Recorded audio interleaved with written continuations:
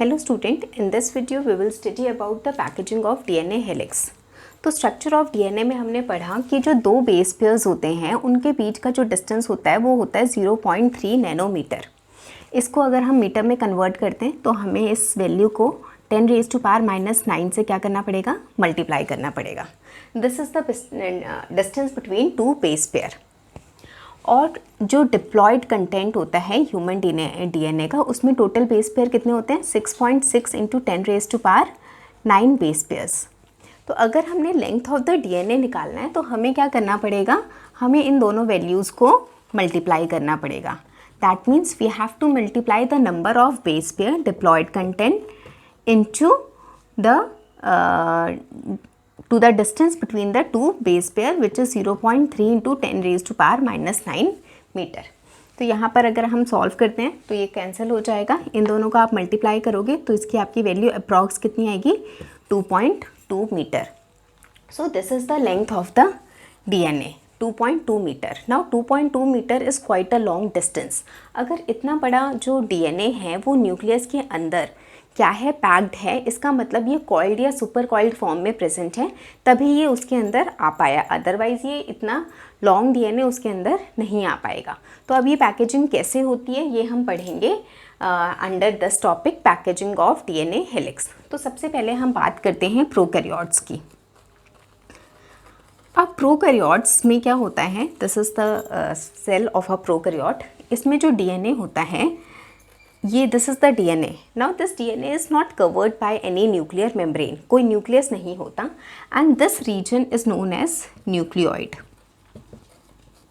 अब इसमें जो कॉइलिंग होती है, कॉइलिंग या सुपर कॉइल्ड फॉर्म में ये प्रेजेंट होता है, and this coiling and super coiling is done by RNA plus there are non histone proteins. ये जो नॉन हिस्टोन प्रोटीन्स होती हैं, these are basically basic in nature. कैसी प्रोटीन्स होती हैं, नॉन हिस्टोन प्रोटीन्स होती हैं, पॉजिटिवली चार्ज प्रोटीन्स होती हैं, बेसिक होती हैं. पॉजिटिवली चार्ज क्यों होती हैं, because DNA is negatively charge, and I think you all know that why DNA is negatively charge, क्योंकि उसमें क्या होता है, फॉस्फेट ग्रुप होता है विच इज़ PO4 3 नेगेटिव. तो ये जो नेगेटिव ग्रुप है इसके कारण डीएनए एज अ होल क्या होता है, नेगेटिव होता है. और इसमें जो नॉन हिस्टोन प्रोटीन्स हैं these are basic and positively charged. तो ये पॉजिटिवली चार्ज इस नेगेटिवली चार्ज डीएनए को अट्रैक्ट कर सकती हैं. इसकी कॉइलिंग होती है तो हम कह सकते हैं कॉइल्ड, और you can say super coiled form में ये प्रेजेंट होता है इन केस ऑफ प्रोकैरियोट. अब हम देखते हैं कि ये जो कॉइलिंग होती है यूकैरियोट्स में कैसी होती है. तो यूकैरियोट्स में ये जो कॉइलिंग होती है, सुपर कॉइलिंग होती है, this is no doubt complex then prokaryote. Prokaryote में तो क्या सिंपल ऑर्गेनाइजेशन है ना, बट यूकैरियोट में जो ऑर्गेनाइजेशन है दिस इज़ कॉम्प्लेक्स. तो अब हम करते हैं यूकैरियोट्स में कैसे होता है. यूकैरियोट्स में this coiling is done with the help of histone protein. Histone proteins कैसी होती है नेचर में, बेसिक. बेसिक क्यों होती है, because this is rich in 2 main amino acid, rich in 2 amino acids. ये 2 अमीनो एसिड कौन कौन सी हैं, आर्जिनाइन एंड लाइसिन. अब अगेन ये कैसी होंगी, पॉजिटिवली चार्ज होंगी, so that it can attract the negative charge DNA. और ये जो पॉजिटिव एंड है ये क्या होगा, बाहर की तरफ होगा.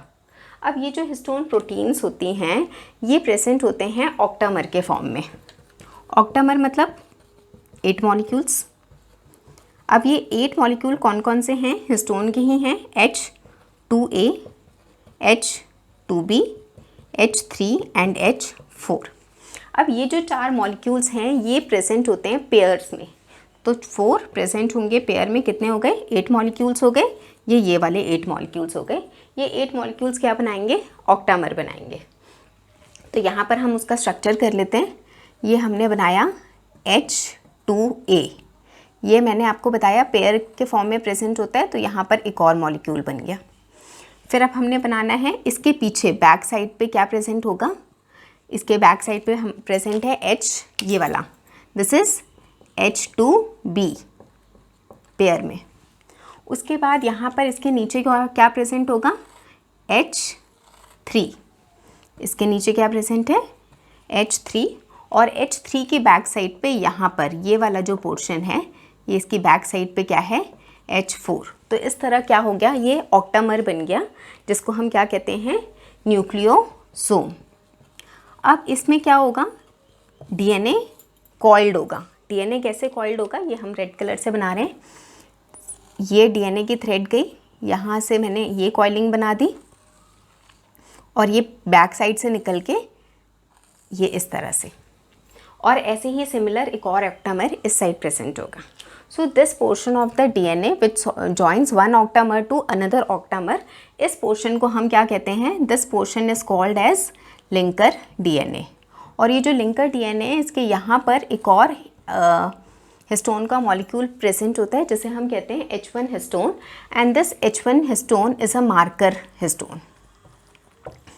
So this is the structure of the nucleosome, which consists of 8 molecules of histone, that is H2A, H2B, H3 and H4, which are present in pairs. So there are total 8 molecules.